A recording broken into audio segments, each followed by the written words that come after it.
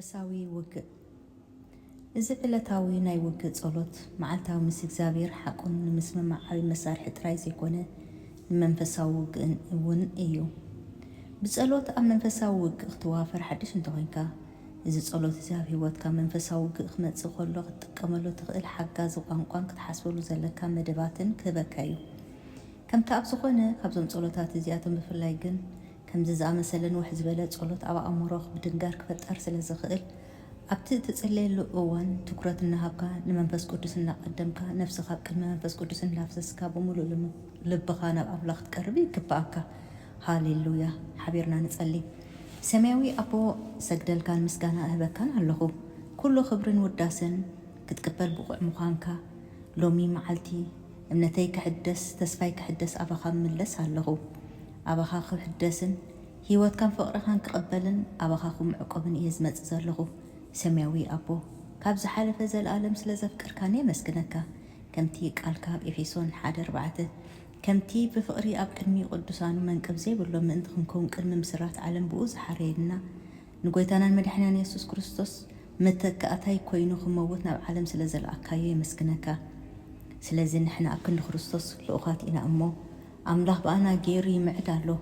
ንሕና ኣብ ቅድሚ ኣብ ጽድቂ ኣምላኽ ክንከውን ነቲ ሓጢኣት ዘይፈለጥ ኣብ ክንዲ ሓጢኣትና ግበሮ ምስ ኣምላኽ ተዓርቁ እናበልና ኣብ ክንዲ ክርስቶስ ኮይና ነልምነኩም ኣለና። ሃሌሉያ። ጎይታናን ኣምላኽናን መድሓኒናን ኢየሱስ ክርስቶስ ወኪለይ ኮይኑ ብምምጽኡ ብኡ ኣቢልካ ሙሉእ ይቕሬታ ስለ ዝገበርካለይ መስግነካ። ኣብ ቆሎስየ 1:14 ኣብኡ ምድሓን ማለት ሕድገት ሓጢኣት ዘሎና እዚ ድማ ኣብ ሂወተይ ኮነ ኣብ ስድራ ቤተይ ኮነ ኣብ ኩሉ ነገረይ ምሕረት ስለ ዝገበርካለይ ሕድገት ሓጢኣት ስለ ዘረኸብኩ የመስግነካ ኣለኹ። በቲ ፍቕሩ ብኡ ዘጸገወና ንውዳሴ ክብሩ ጸጉኡ ብፍታው ፍቓዱ ብኢየሱስ ክርስቶስ ንርእሱ ውሉድ ክንኮኑ ቀደም ዝመደበና ኩሉ ሓላፍነተይ ተሰኪመ ናይ ዘለኣለም ሂወት ሂብካኒ ፍጹም ጽድቂ ጎይታናን ኣምላኽናን መድሓኒናን ጎይታናን ኢየሱስ ክርስቶስ ስለ ዝገበርካኒ ድማ ሕጂ ጸዲቐ ኣለኹ። እምበኣርሲ ብእምነት ካብ ጸደቕና ምስ ኣምላኽ ብጎይታ ኢየሱስ ክርስቶስ ሰላም ይሃልወና። ብኡ ሙሉእ ስለ ዝገበርካኒ መዓልታዊ ረድኤተይ ሓይለይን ክትከውን ድማ ንርእስኻ ስለ ዘቐረብካኒ የመስግነካ። ሰማያዊ ኣቦ ክሳዕ ክንደይ ዓብ ምዃንካን ነዛ መዓልቲ እዚኣ ዝሃብካኒ ስንቂ ክሳዕ ክንደይ ሙሉእ ምዃኑን ክርኢ ኣዒንተይ ክፈተለይ።